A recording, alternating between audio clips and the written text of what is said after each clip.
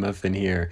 So I've been doing these nation versus nation vids, and there was one that had to be done next, and it was the American Pride versus the German Engineering. Take your votes now on who you think will be the winning nation after this. So best out of 3 rounds, going in right at the beginning.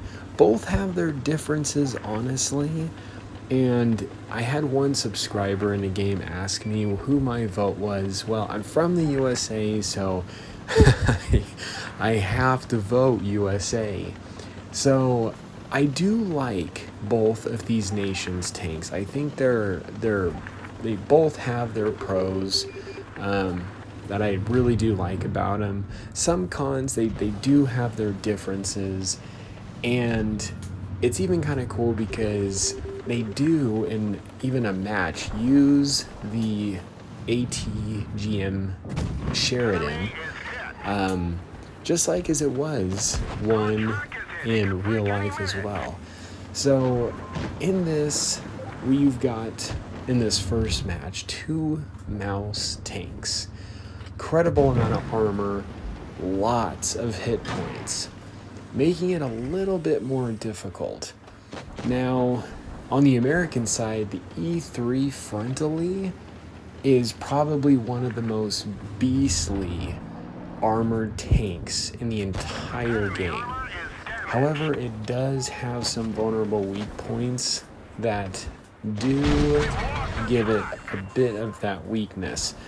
That top cupola, every time, if I don't have a shot on that E3, HE, that cupola right on top, and it doesn't do a ton, but it drains enough of that hit point pool to cause it to back off. The grill on the German side, great tank destroyer, very maneuverable. That cannon, that massive baseball batter stick that it's got waving in front of it, blocks so many HE rounds. It's like just trollish. So, and then you have the E5 on the American side, which really the jack of all trades. It used to have a big cupola on top. Wargaming removed that and just weakened the side cheeks a little bit on the side of its gun mantlet. But honestly, like a really good, capable heavy tank. So both nations do have some pretty good tanks.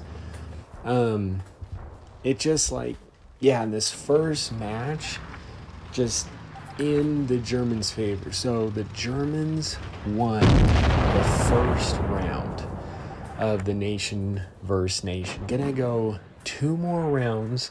Maps are completely random. So I would say, like I said, I like playing some of the American tanks and some of the German tanks. The one that's probably the hardest to play is the T95 with how slow it is, giving it those restrictions.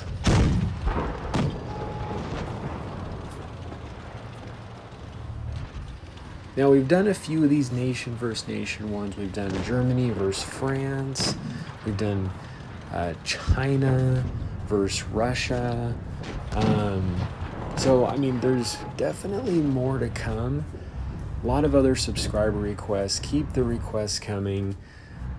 There's a lot of awesome ideas. I mean, so much to the point where, I mean, I honestly think I don't know if I'm ever going to necessarily run out of ideas. Now, the thing about the American tanks, some of my favorite ones, I would have to say, from the tier 10 side, I really love the M60. That's probably my favorite tier 10 American tank. Pretty good armor profile, good gun depression, great view range. Overall, just a great tank in my opinion. For tier 9, the T30 would have to be one of my favorite tier 9 tanks. That thing is probably one of, and I've said this in my previous videos for those that know and watch me, that's probably one of the best tier 9 tanks, because not only do you have all the capabilities of what a heavy tank has, like great frontal turret armor, you've got pretty good gun depression, you've got like your maneuverability is not bad, almost that matching of a heavy tank. You don't have much hull armor, but even with the T-34 heavy, you don't really want to be putting yourself in positions to expose that lower hull anyway. But with the T-30, you've got that 155, I believe, millimeter cannon. Great penetration, just making it so deadly.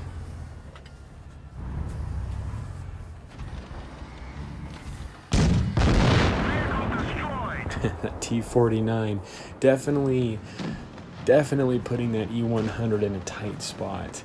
The T-49 was a crazy tank when it first came out in Blitz, almost having the ability to ammo rack every tank it hit. For those that remember when the T-49 first came out, there was another YouTuber, for those that remember, M16. I remember watching a video from his channel. I haven't actually seen or heard from him in a long time. A fellow blitzer back in the day, and he in one of his videos had a goal to try and ammo rack every tank in a battle, and he got, I think, pretty close. I think he ended up ammo racking was like 4 tanks in one game. I mean, that's how crazy the T-49 was back in the day. They've nerfed that thing quite a bit now. Doesn't have nearly the amount of penetration as it used to, and doesn't have the ammo rack ability like it used to as well.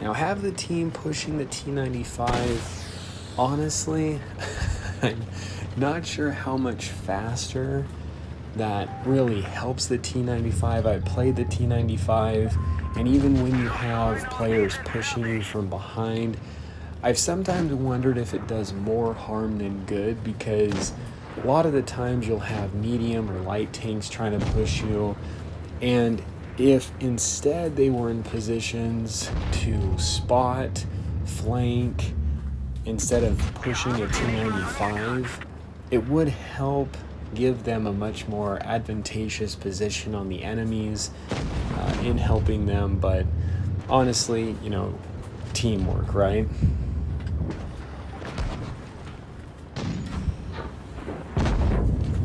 So Germans have won, or Germany, I should say, have won the first 2 rounds.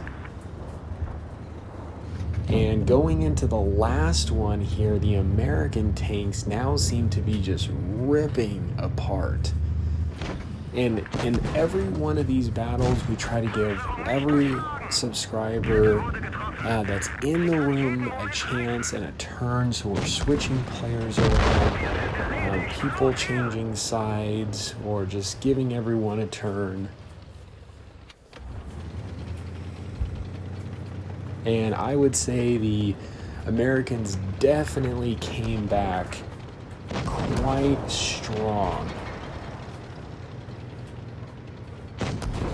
Impressively enough, making it that the Americans didn't even lose a single tank.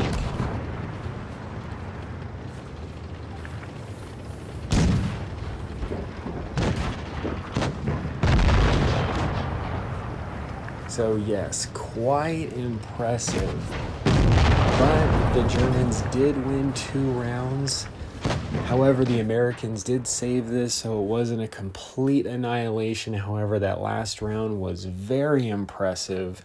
So anyway, hope you guys enjoyed the vid. This is the Muffin here. You guys stay cool and keep tanking.